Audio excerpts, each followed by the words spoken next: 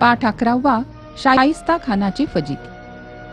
विजापूरच्या आदिलशहाने शेवटी नरम येऊन शिवरायांशी तह केला आणि त्यांचे स्वतंत्र राज्य मान्य केले। त्यामुळे दक्षिणेची बाजू काही काळ सुरक्षित झाली। आता शिवराय वळले ते उत्तरेतल्या मुघलांकडे। त्यावेळी दिल्लीला औरंगजेब हा मुघल बादशाह होता।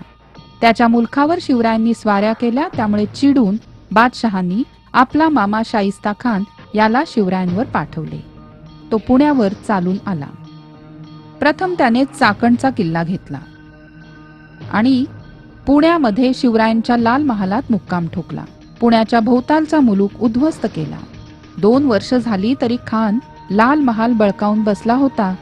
हे बघून शिवरायांनी त्याला महालात शिरून उडवावं असा बेत केला। शिवरायांनी दिवस निश्चित केला।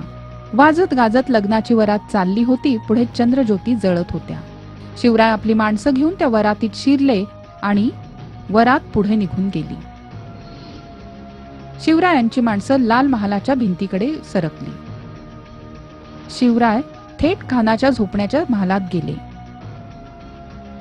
शाइस्ता खान घाबरला आणि तो खिडकीबाहेर उडी टाकणार तेवढ्यात शिवरायांनी त्याच्यावर वार केला। त्याची 3 बोटं कापली गेली। प्राणावर आले ते बोटावर निभावले। शाइस्ते खानाने हायच खाल्ली।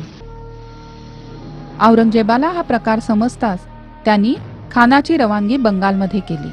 मुघल सत्तेला बसलेला हा पहिला मोठा जबरदस्त तडाखा होता। शिवरायांची फत्ते झाली आणि साऱ्या महाराष्ट्रात आनंदी आनंद झाला।